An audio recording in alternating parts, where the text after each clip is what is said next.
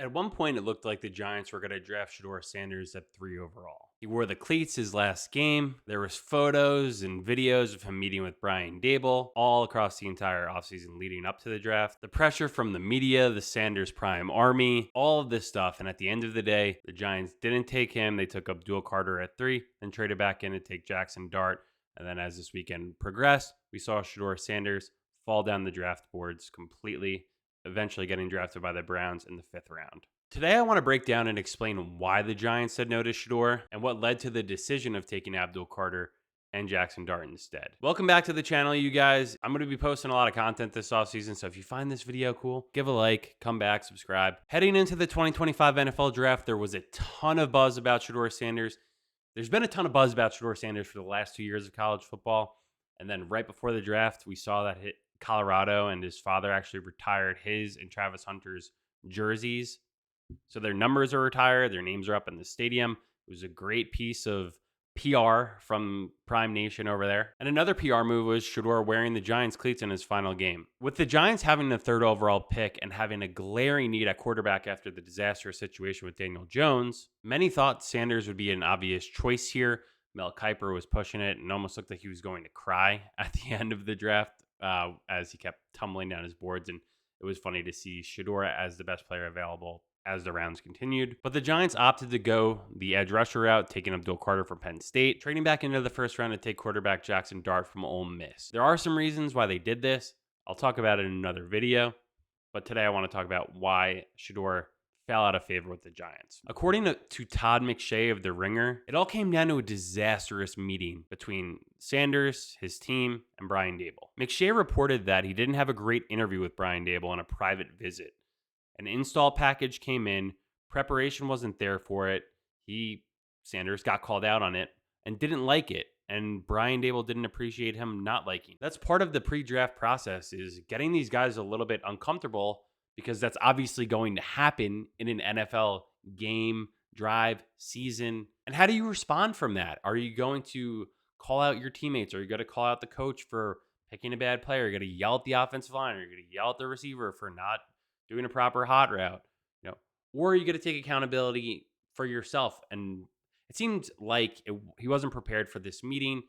I wish this was on Hard Knocks, the offseason version that the Giants did the season before, where they looked terrible. And it would have been interesting if they had this film to show him kind of being like not taking accountability and kind of trying to pass the blame. Simply put, Sanders wasn't prepared for this meeting. He struggled with the material that the Giants gave him, and worse, he reacted poorly when Dable called him out. In a league where preparation and attitude are literally everything, that left a bad taste in the mouth of Giants brass. And I think probably from that moment, they were like doing their whole pre-draft process with every single quarterback.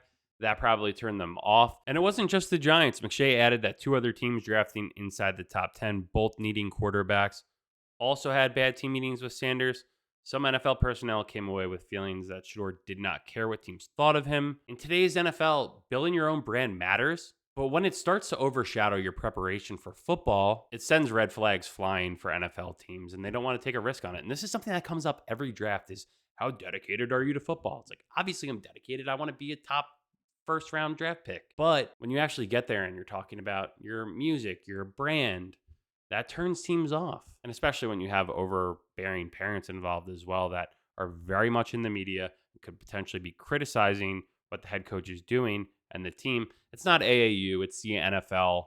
And the NFL is going to say, screw you, I don't need you. Who do you think you are? You haven't played a snap. Meanwhile, Giants general manager Joe Schoen made it clear at his press conference that the team was prioritizing players who care about football first.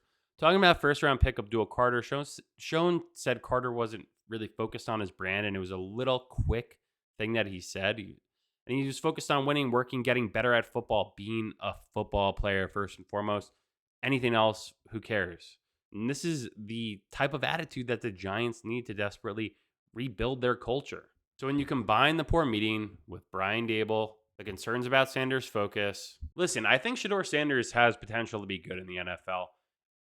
I am glad that he went to the Browns and they do have some other options at quarterback available, because he doesn't have to step in and be the savior of a franchise from day one like he probably would have liked, or the media would have absolutely loved, or they have the last 2 years. But that's not the case here. And that coach from the Browns, Kevin Stefanski, has done a good job with random quarterbacks that have come through over the last few years. He won Coach of the Year 1 year. Maybe he could turn him into something. They also have Dylan Gabriel. So maybe the cream will rise to the top here.